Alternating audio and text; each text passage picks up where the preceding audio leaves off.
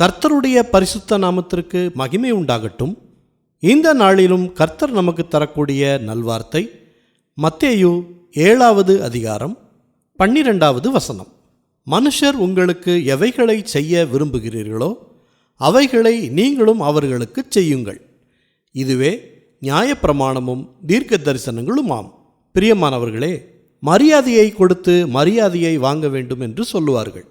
அதைப்போல நாம் மற்றவர்களிடம் எப்படி நடந்து கொள்கிறோமோ அப்படித்தான் நம்மிடமும் மற்றவர்கள் நடந்து கொள்வார்கள்.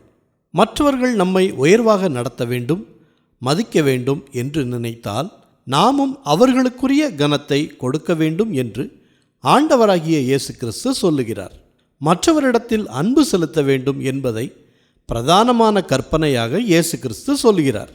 10 கட்டளைகளில் சொல்லப்பட்ட நியாயப்பிரமாணத்தின் அடிப்படையாக அன்பு விளங்குகிறது. அதனை இந்த வசனத்தின் மூலம் தெரிவிக்கிறார் இயேசு கிறிஸ்து.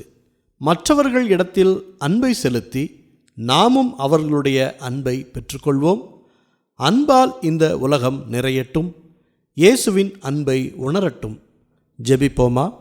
நல்ல தகப்பனே, இந்த நல்வார்த்தையை தந்ததற்காக நன்றி செலுத்துகிறோம். நாங்கள் இந்த நாளில் யார் மீதாவது கசப்போ வெறுப்போ வைத்திருந்தோமானால் அதனை மறந்து அன்பாய் நடந்து கொள்ள கிருபை தாங்க. உங்களுடைய அன்பை வெளிப்படுத்தி மற்றவர்களுக்கு சாட்சியாய் விளங்க எங்களுக்கு கற்றுக்கொடுங்க. மற்றவர்களை மன்னிக்கும் குணம் எங்களுக்குள் வளரட்டும். எங்களையும் எங்கள் குடும்பத்தையும் இரத்தக்கோட்டைக்குள் மூடி மறைத்து பாதுகாத்து கொள்ளுங்க. எல்லா துதி கன மகிமை எல்லாவற்றையும் உமக்கே செலுத்துகிறோம். இயேசு கிறிஸ்துவின் நாமத்தில் ஜெபிக்கிறோம் பிதாவே. ஆமேன், ஆமேன்.